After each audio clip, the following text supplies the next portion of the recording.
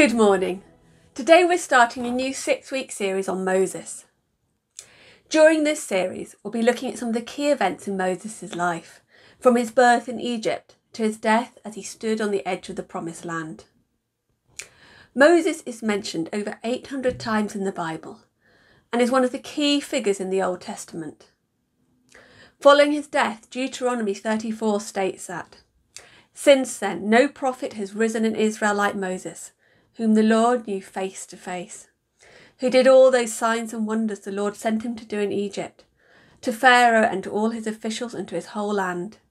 For no one has ever shown the mighty power or performed the awesome deeds that Moses did in the sight of all Israel." I wonder which events from his life come most immediately to mind when you think about Moses. Moses as a baby in a basket on the River Nile. Moses' encounter with the burning bush. Moses confronting Pharaoh. Moses parting the Red Sea. Moses having his arms held up in battle. Moses with the Israelites in the wilderness. Moses receiving the 10 Commandments. His unique relationship with God. Or perhaps his handing his leadership on to Joshua at the edge of the Promised Land. And I wonder what mental images you associate with them. Do they come from the 1956 10 Commandments film starring Charlton Heston? Or the 1998 animated Prince of Egypt film? Or somewhere else altogether? Or maybe you think of those times when Moses got things wrong. His murder of the Egyptian who was beating a Hebrew, which led him to have to flee for his life and live in exile in Midian for 40 years.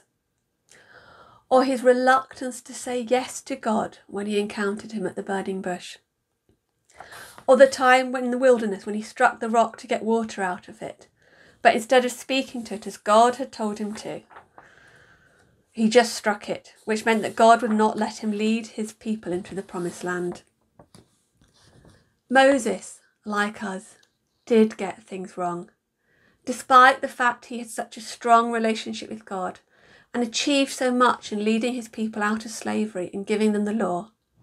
Because Moses, like us, was human and so flawed and broken. And yet God still chose him and used him powerfully. As such, the story of Moses and his life, like the stories of so many great heroes of the Bible, gives us all hope that God can use us even after we've failed and messed up, if we're willing to listen to God and surrender ourselves to him again. The theologian D.L. Moody said, "Moses spent his first 40 years thinking he was somebody. He spent his second 40 years learning he was nobody. And he spent his third 40 years discovering what God can do with a nobody." What God can do with a nobody. Like you and like me. And this week we're going to be focusing on Moses' early life, the years before he met with God at the burning bush, and how he went from thinking he was somebody to learning that he was a nobody before God could begin to use him powerfully. But before we look at that, we're going to think a bit about the context into which Moses was born, as described in Exodus 1 and 2. Genesis chapter 50 ends with Joseph's death. His final words to his brothers included the hope that God would surely come to their aid and take them up to the land he had promised to Abraham, Isaac and Jacob. It ended on a note of hope, of optimism.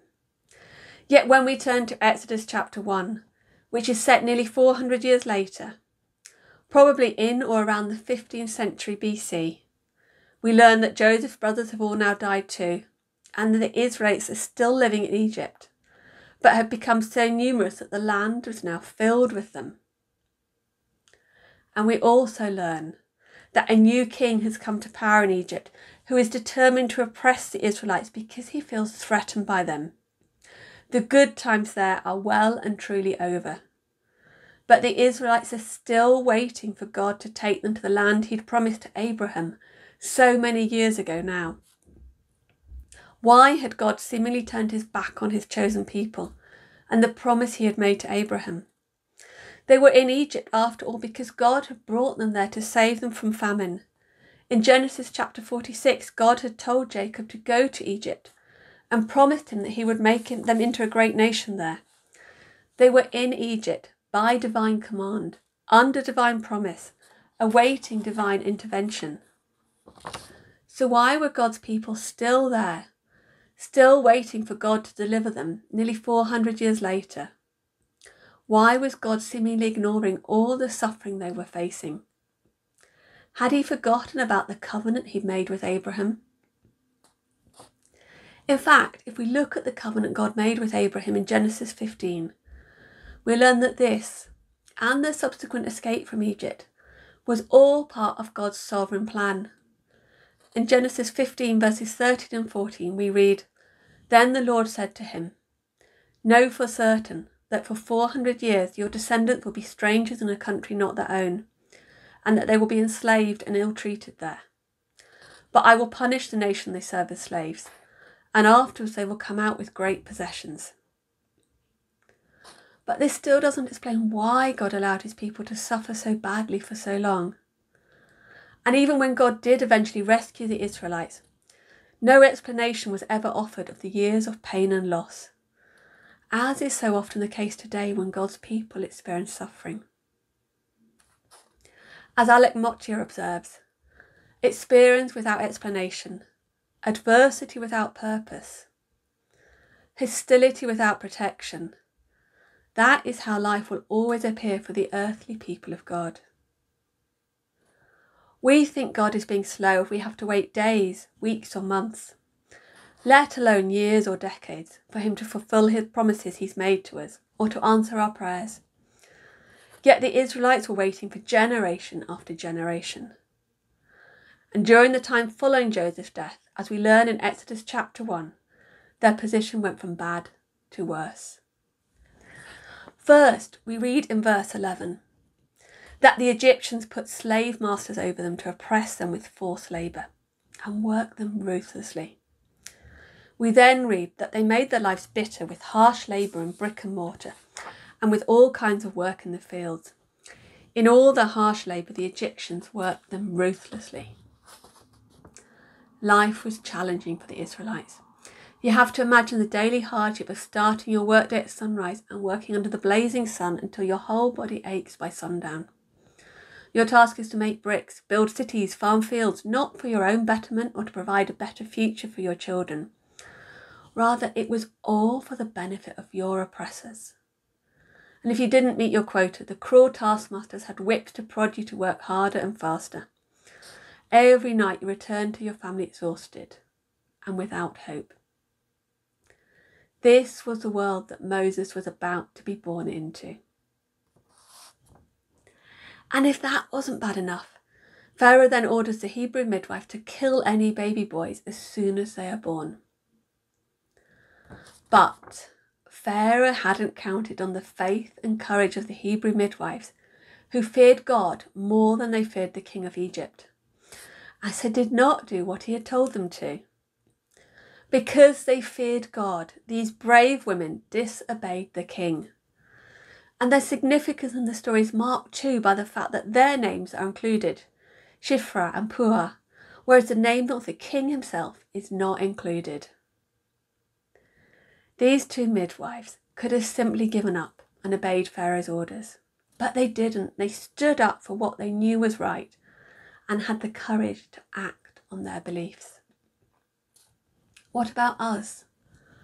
Are we willing to follow their example, to stand up for what we know is right, even at the risk of our own personal safety?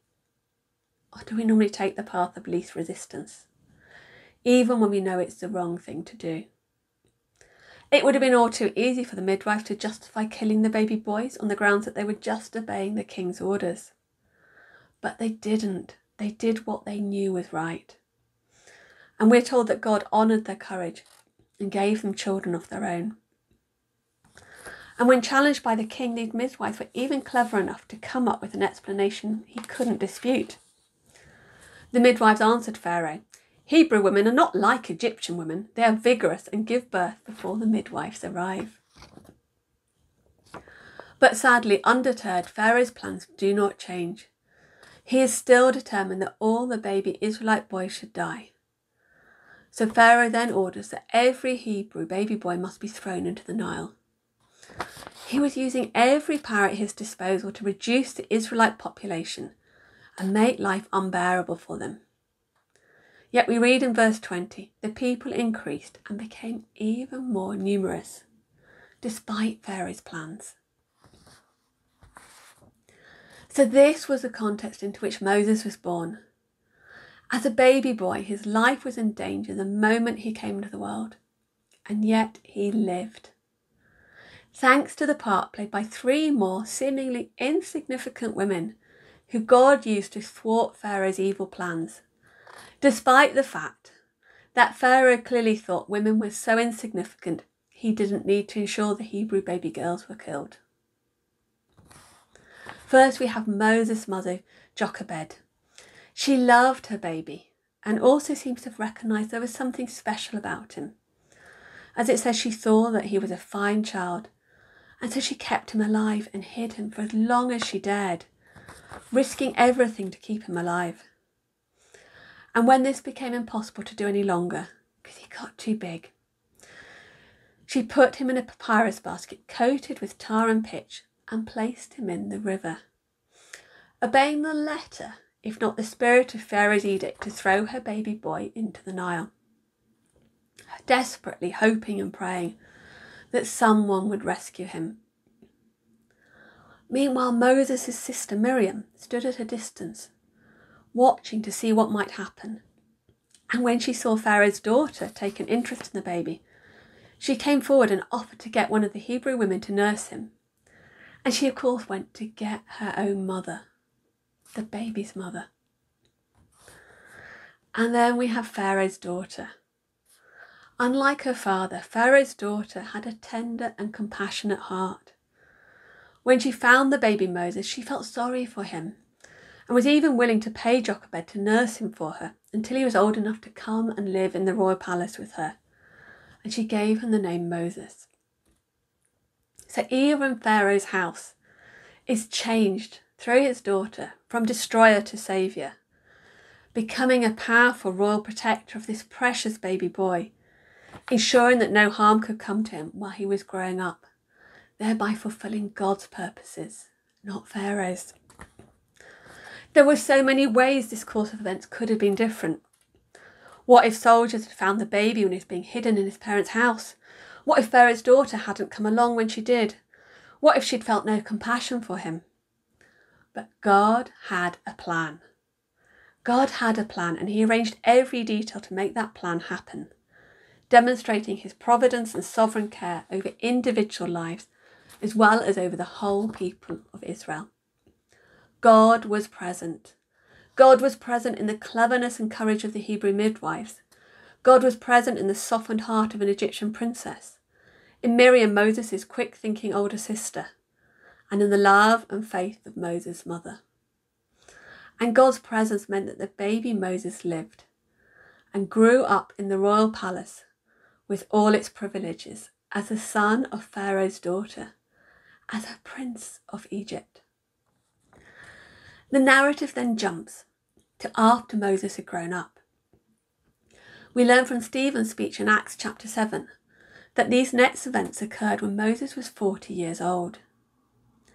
We are told little of what happened in these 40 years, but it's clear from what follows that although Moses had grown up in the Egyptian royal palace, he still identified with his people, because when he saw an Egyptian beating a Hebrew, who's described here as one of his own people, his anger got the better of him, and he killed the Egyptian and buried him in the sand, thinking that no one had seen. We're also told in Stephen's account, looking back on this event in Acts 7, that even at this stage, Moses was beginning to see himself as God's appointed deliverer of this people. Stephen said Moses thought that his own people would realise that God was using him to rescue them, but they did not. And the narrative in Exodus, of course, makes it very clear that the Hebrews certainly did not see Moses as their rescuer at this stage. We read the next day Moses came upon 2 Israelites who were fighting. He tried to reconcile them by saying, "Men, are you our brothers? Why do you want to hurt each other?" But the man who was ill-treating the other pushed Moses aside and said, "Who made you ruler and judge over us?" Are you thinking of killing me as you killed the Egyptian yesterday?" They probably didn't even see Moses as one of them if they knew he'd grown up in the Egyptian royal palace, the home of their oppressors. Their response made Moses realise that what he had done had become known. And we read that when Pharaoh heard of this, he tried to kill Moses. This left Moses with no choice but to flee from Egypt. Before he killed the Egyptian, Moses had everything going for him. But his impetuous actions led to failure and 40 years exile in Midian. From a prince in the palace of Egypt, Moses became a shepherd in the barren wilderness of Midian. From being in the limelight of Pharaoh's government, Moses went into isolation and obscurity. From being a somebody, he instantly became a nobody. The text doesn't tell us what he felt, but he must have battled with despair and a chronic loss of self-belief. His first attempt at leadership, at rescuing his people, had been a dismal failure. Moses' intentions had been right. His heart was in the right place. He wanted to help his suffering people, but he'd gone about things in the wrong way by taking things into his own hands and murdering an Egyptian. And in effect, his actions put the divine rescue plan back by another 40 years. So what did Moses do wrong, and what can we learn from his failure? First, Moses acted impulsively. He felt rightly angered at the injustice of seeing a fellow Hebrew being beaten by an Egyptian. But his response was impulsive and foolish. Like when Peter drew his sword and cut off the ear of the high priest's servant when Jesus was arrested in Gethsemane, and Jesus rebuked him for his actions. If Moses had stopped to think, he would have realised that killing an individual Egyptian here or there was not going to change the whole regime. No matter how highly regarded Moses was in Egypt, he couldn't possibly single-handedly tackle and overthrow Pharaoh and the Egyptians. Moses was getting ahead of God. God hadn't yet finished preparing Moses to lead his people out of slavery. And this is a good reminder to us all too, that acting on impulse when we're angry and our emotions are running high, even when we think that our emotions are justified, even when we know that they're justified, is almost always going to end up going wrong. And the reminder that we should always wait for God's timing, not ours, no matter how frustrating that might feel at times. So Moses acted impulsively. He also acted in his own strength, not God's. Moses was clearly highly gifted and well equipped, but he had not yet learned that the battle does not depend on our own skills, but on God's spirit and God's strength, that we need to stick to God's timing, not ours. There's nothing to suggest here that Moses prayed or sought God's guidance before he killed the Egyptian. He was too confident in his own abilities and too overwhelmed by the anger he felt to do that. And this again is an important reminder to us that we should seek God's guidance before we act when we feel emotional and in those areas we feel confident in, not just the areas we feel weak or inadequate in, or when we feel we've got lots of time to pray to God and seek his guidance. We should always seek to do God's work in his strength, in his guidance, not our own. And third, Moses tried to cover up his sin. The fact that Moses looked around to check no one was watching suggests even he knew that killing an Egyptian was wrong and wasn't really a very wise thing to do, and that he was more concerned about what others might think of him than what God had thought. Moses then tried to hide his sin by burying the Egyptian's body in the sand. But unfortunately for Moses, others had seen. And even if they hadn't, God still had. Because we can't hide anything from God, no matter how much we might want to at times. But the good news is that God invites us to turn to him and to confess our sins. And when we do that, he promises to forgive our sins and purify us from all unrighteousness, as John writes in his first letter. So as a result of his impulsive action, Moses was forced to flee to Midian. But even here, God looked after him despite his mistakes and his failures. God provided him with safety, home and a family, and used this time to equip and prepare Moses for what lay ahead. Failure can open our hearts to our need to learn from God. And God can use our failures, our mistakes, to teach us where our weaknesses lie, so that in the future we will put our trust in him and in his strength, rather than in our own resources. Moses' 40 years in the wilderness were better schooling than his education in all the learning of the Egyptians.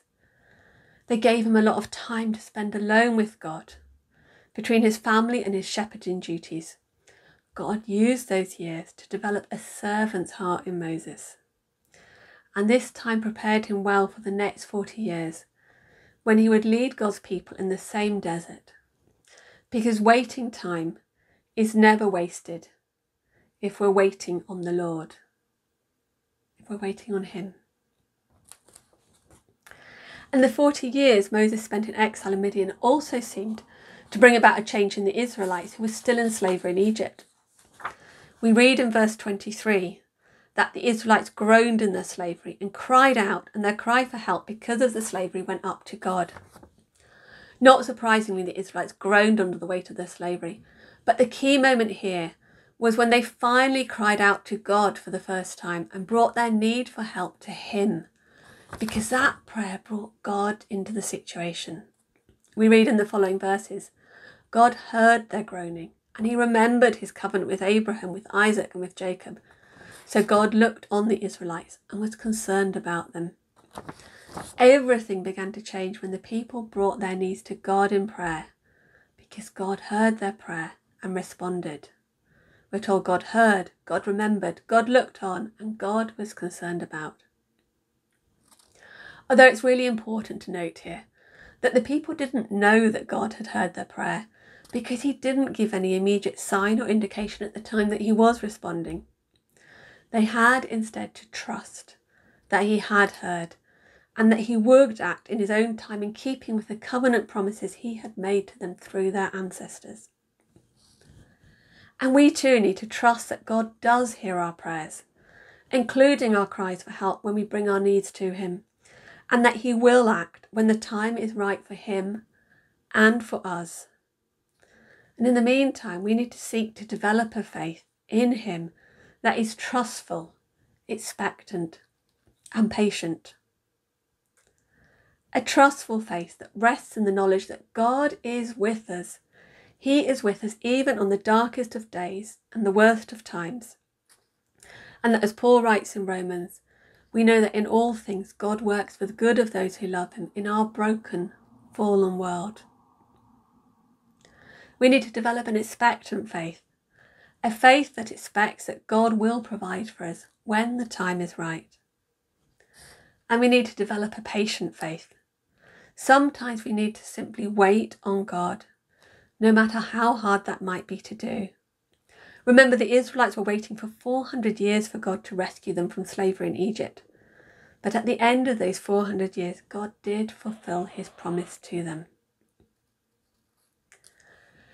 So in these opening chapters of Exodus, we've seen the suffering of God's people in slavery under an evil ruler. God has apparently forgotten about his covenant with them. But we know that he has not forgotten, that it's all part of his bigger plan for his people, and that all will be well in the end. And although God may have seemed absent, we have seen that God was there in the midst of the darkness his people were facing, working through individuals, through the Hebrew midwives, through Moses' mother and sister, and through Pharaoh's daughter to protect the infant Moses and thwart Pharaoh's plans, in fulfillment of God's plan for his people. We've seen Moses, the man God had chosen to lead his people out of Egypt, acting impetuously in his own strength, not God's, and failing, but still being provided for by God. And as we end chapter 2, the stage is set for Moses' encounter with God at the burning bush, and God's answer to the Israelites' prayers, and fulfillment of his covenant with them. Their 400 years of slavery will soon be over. As we will see, things will get worse before they get better. Amen.